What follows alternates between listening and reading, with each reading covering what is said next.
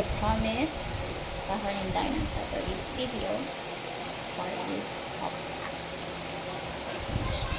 So, medyo kulang-kulang na to dahil kinain na yung iba na hindi natapon.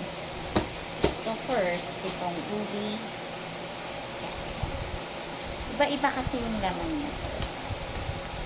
So, ito, wow, kompleto pa siya. So, ito siya. 4 siya sa isang box nito. Yung iba naman, iba. Itong ubi keso 4. Ay, itong fudge hopya. Bawas na ito. Favorite ko. So, ganito yung size niya. So, 1, 2, 3, 4, 5, 6. So, 6 siya sa isang pack. Hello, I'm making a video. So, yun yung flavor na fudge hopya. Ano po ano yun? So, dito tayo sa Munggo Special. So, ang laman naman niya is nakain na yung dalawa, so may dalawa. So, kasay siya ng 4. And then, itong hopya, dice, munggo. Hindi pa siya bawas. So, sabi sa inyo, iba-iba yung laman niya. Tatluhan siya. Pero ganito siya flat. So, 6 din siya katulad ng hopya fudge.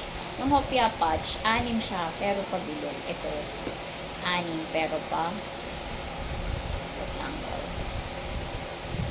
Itong ube. Wow, kompleto pa siya. So, 4 din siya. Alam ng color. 4 din siya sa isang. Para pag bibili ka ito, alam mo na. Tapos itong hopya pandan. Wow, so 4 din siya.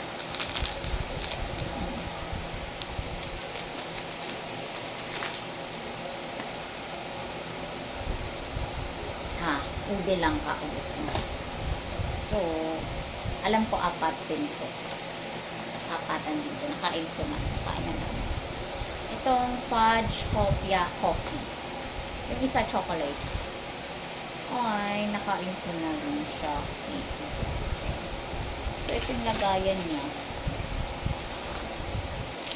So, I think 6 naman ito. 2 naman. 6 yung laman niya.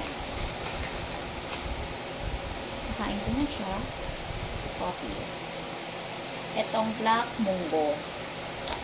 Ang laman din niya is 4 din. Kasi ganito yung coffee. And then itong hopya yummy pork floss. Favorite kasi ito yung asawa ko. So, ito ay ano nga ba ito? Parang ano lang ito. 3 lang siya. 3 lang nakain ko eh. Yeah. Parang 3 lang. 3 lang yung laman. Hindi ako sure ah. Pero yun lang natandaan ko. 3 lang siya kasi isa sa ako lang sa kanyang sakay. Okay. So yun na. Ayan na. May idea na kayo pag bibili kayo. Andyan. Check out nyo yan. Sulit yan. Bye-bye. Naka-promo po ate siya ngayon.